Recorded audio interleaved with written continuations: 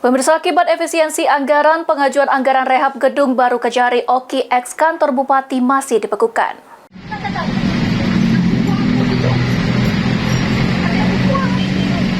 Rencana rehab gedung baru Kejaksaan Negeri Oki atau bekas kantor Bupati lama yang dihibah untuk kantor Kejari Oki terpaksa harus tertunda. Hal ini dikarenakan adanya keputusan Presiden nomor 1 tahun 2025 terkait efisiensi anggaran. Kepala Kejaksaan Negeri Oki Henry Hanafi mengatakan, berdasarkan DIPA yang diterima dari Kejaksaan Agung memang sudah dianggarkan untuk perbaikan gedung baru tersebut, namun masih tertunda karena alasan efisiensi sampai menunggu petunjuk dan arahan lebih lanjut. Sesuai dengan DIPA yang kami terima dari Kejaksaan Agung memang sudah teranggarkan untuk bangunan renovasi gedung baru Kejaksaan Negeri Oki ex kantor Bupati.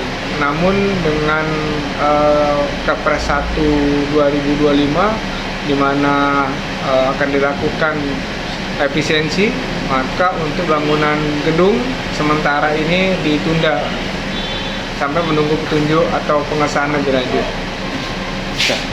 Setelah pindah akan ditempati apa ini Pak?